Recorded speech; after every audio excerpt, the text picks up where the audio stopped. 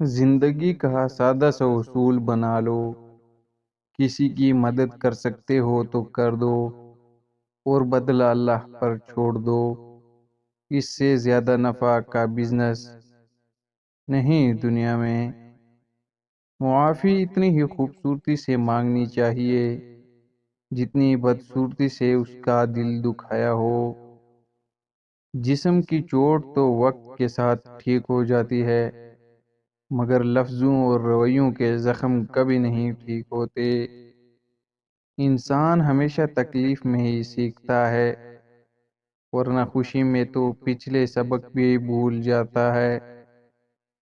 آپ اپنی زندگی سے بھلے خوش نہ ہوں، پر کچھ لوگ ایسے بھی ہیں جو آپ جیسی زندگی جینے کے لیے ترستے ہیں۔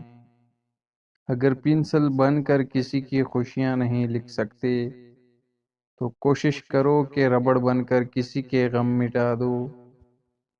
انسان کی تربیت کا فرق ہوتا ہے، ورنہ جو سن سکتا ہے وہ سنا بھی سکتا ہے۔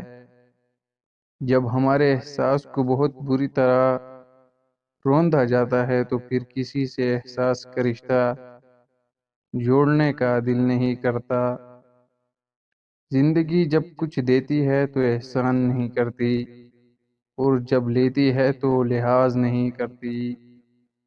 شکر ہے کہ موت سب کو آتی ہے، ورنہ امیر اس بات کا مذاق بنا لیتے غریب تھا اس لیے مر گیا۔ لکھنے والے نے کیا خوب لکھا ہے، زندگی جب مایوس ہوتی ہے تبھی محسوس ہوتی ہے۔ جتنا زیادہ سوچو گے اتنی زیادہ اذیت میں رہو گے، تو اپنے آپ کو مضبوط کر لو یا مصروف کر لو۔ آنسوں کا وزن تو نہیں ہوتا، پھر بھی ان کے گر جانے سے دل ہلکا ہو جاتا ہے۔ حیرت کی بات ہے ہر وہ شخص معافی مانگتا ہے جس نے دل دکھایا ہی نہ ہو، پھر وہ لوگ کبھی معافی نہیں مانگتے جنہوں نے دل کے ٹکڑے کیے ہوں۔